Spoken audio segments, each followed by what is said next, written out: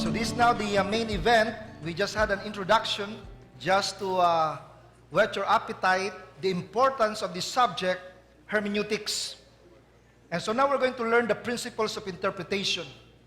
Now when you hear the word hermeneutics, do you know that there's a name embedded in that word hermeneutics? Do you know the name of a person embedded in that word hermeneutics? I don't know if you've heard this guy, Hermeneutic.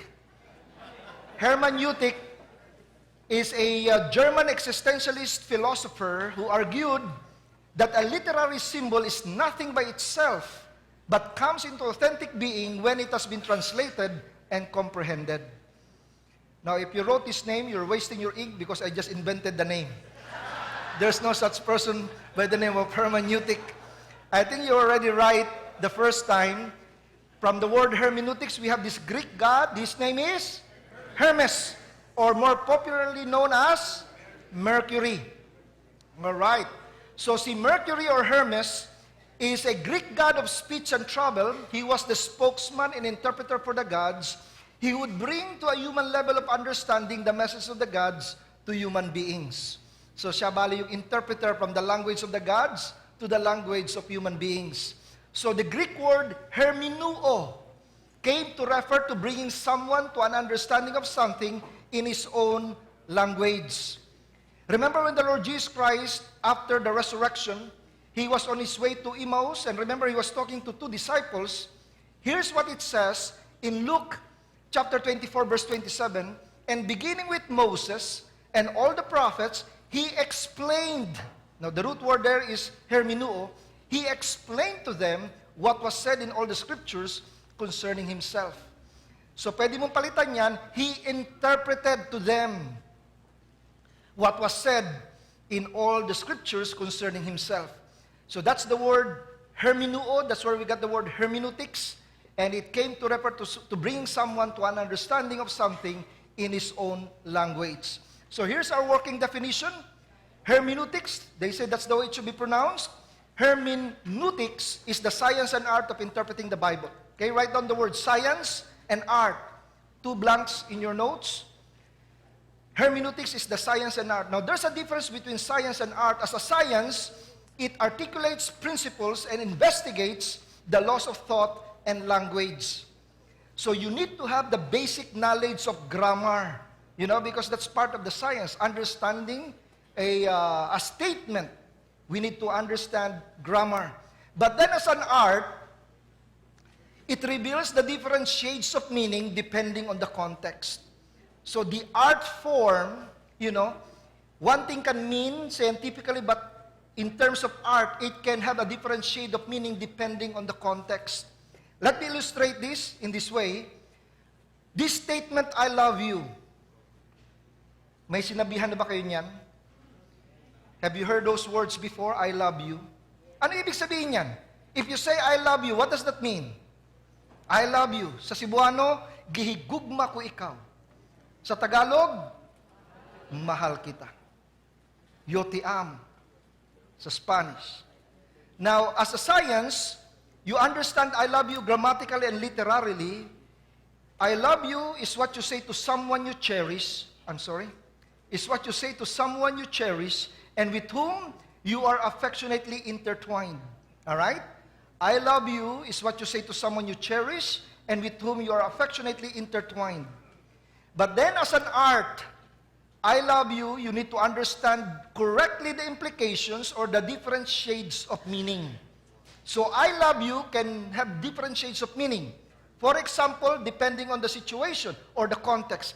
Kung yung nagsabi ng I love you is a teenage boy, a 13-year-old boy to his 13-year-old girlfriend. Anong klaseng I love you yan?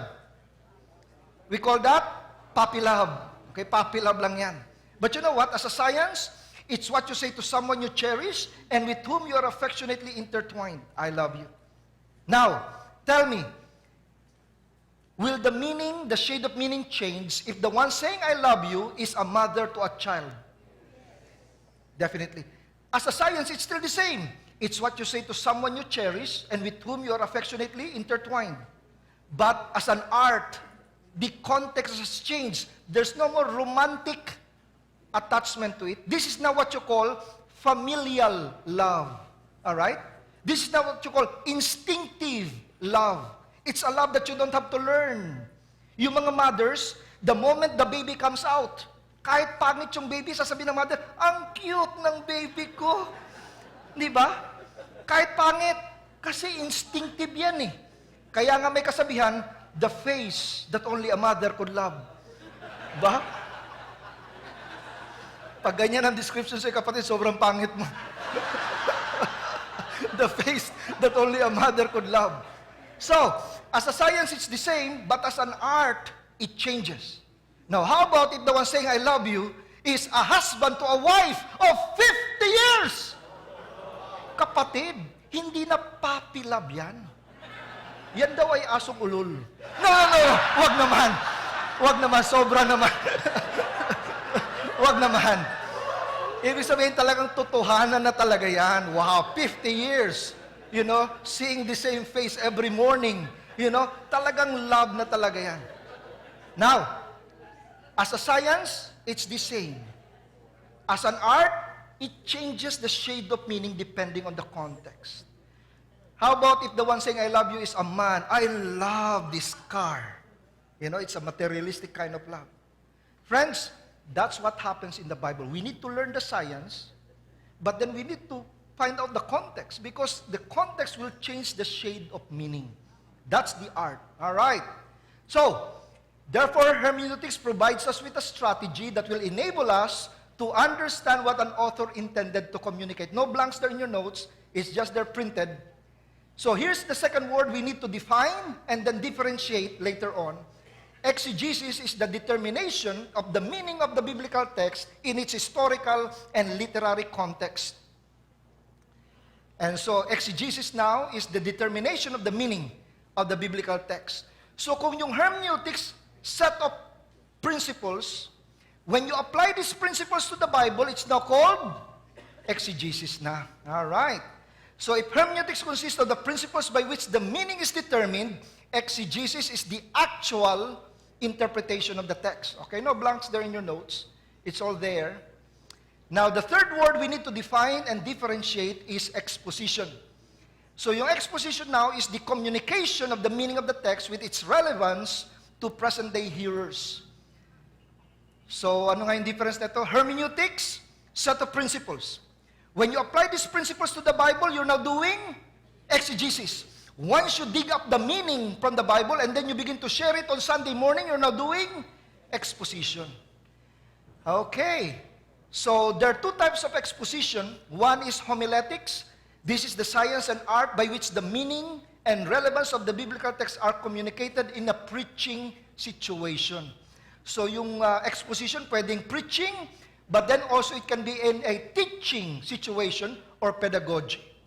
Pedagogy, again, the context here is teaching situation. So behind the pulpit, bukas ng on Sunday morning, that's homiletics. Sa Sunday school room, that's pedagogy. Okay.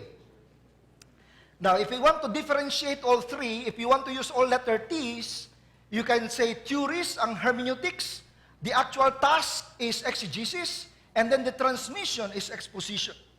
If you want all letter P's, then you can use principles for hermeneutics, the actual practice of interpretation is exegesis, and then the preaching is exposition.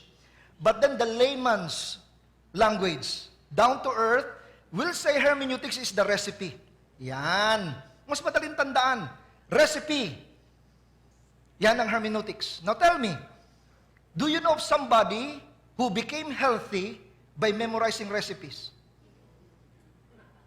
Do you become healthy by memorizing recipes? No. No one becomes healthy by just memorizing. You need to mix the ingredients and then actually bake or cook it. So exegesis is the actual baking.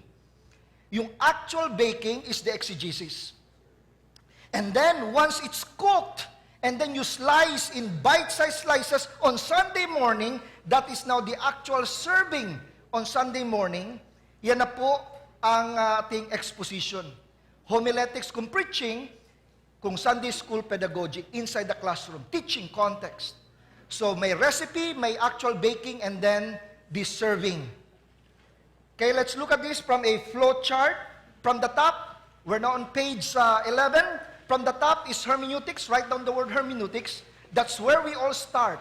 We need to find out first the recipe. All right?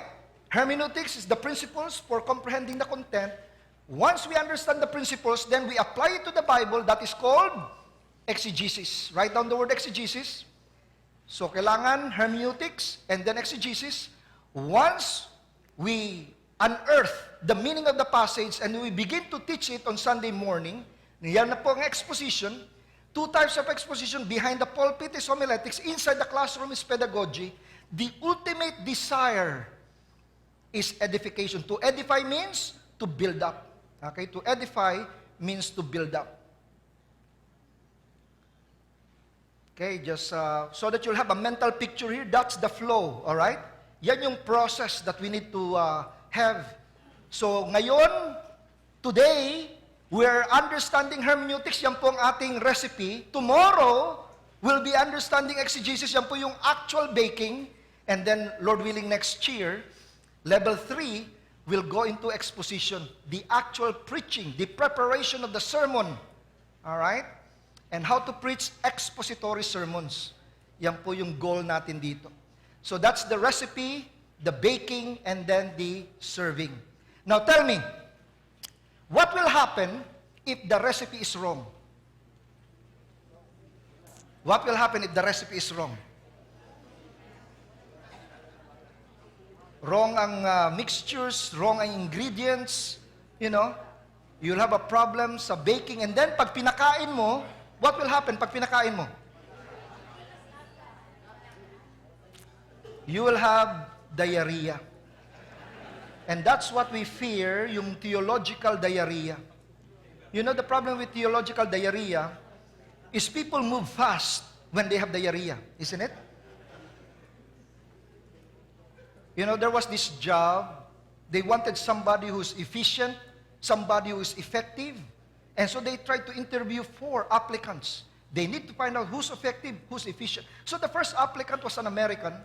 Tinanong siya, what's the fastest thing that you can do? The American said, the fastest thing? Think. You know, the moment I think of a thought, it's there. It's fast.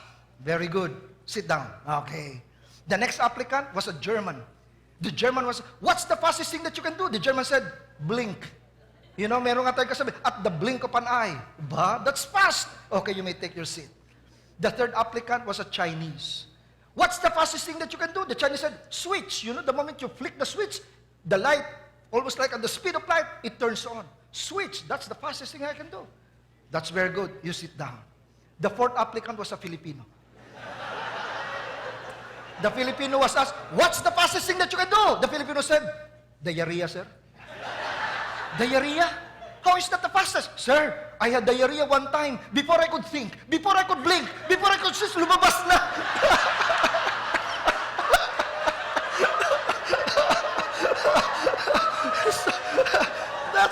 That's the fastest thing that you can do. And you know what, friends?